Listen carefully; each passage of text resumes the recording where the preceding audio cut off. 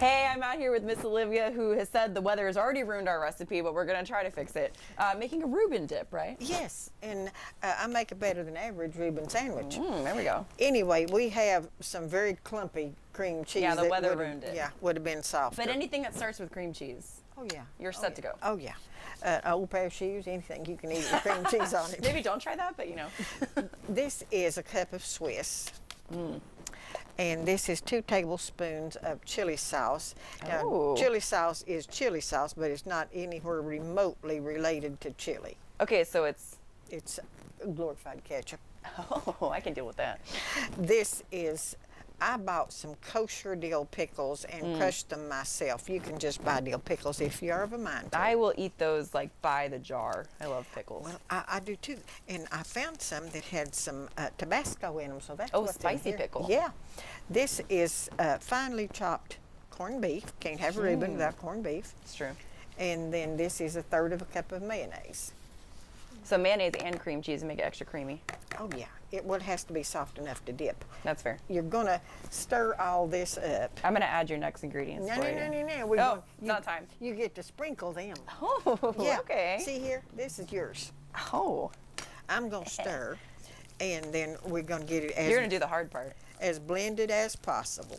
And so this is something now, when you got that corned beef, did you cook it? Did it come pre-cooked, anything like that? I bought it sliced at the grocery store and I chopped it. Oh, perfect. They do but I leave things that the professionals do better to the professionals. It says the professional. And I do what I know how to do. And then we just spread this in here. You would have wanted to have sprayed that with pan spray, of course. Well, that's all right. We don't need it out here. Well, just let somebody else wash the dish. Yeah. That's what I try to do all the time, every time I cook. Okay, this just gets spread as evenly as you can. Got a nice kind of orangey pink color. Yeah, and we got it stirred up pretty good. Yeah, despite the weather freezing the cream cheese, we're all good. Now it's not then- that cold out yet.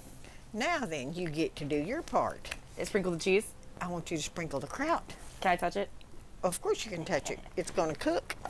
Can't nothing live at 400 degrees. See, that's good advice. Drop anything on the ground, just throw it in the oven. No.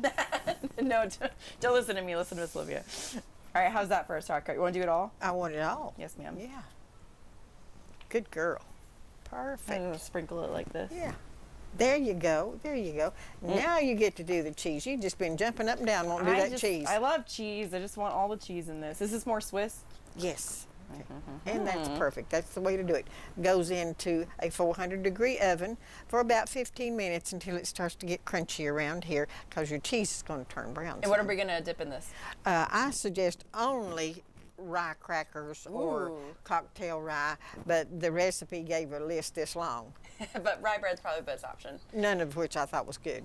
Well, we have Miss Olivia's Table, which is on Broadway in Maryville. You can check out this recipe on our website. Thank you, Miss Olivia. Thank you. We're going to send it over to Cassie in the Weather Center. You good help, honey. Actually, we're back at the dam. You hear that? Cassie is with us. I have a backup career, guys, working You do. with Miss Hey, Olivia. she's also a great cookie maker, by the way. I was going to say, she's not kidding around. She actually can decorate cookies better than you can possibly imagine. Yeah, she knows a thing or two and her way around the kitchen for sure.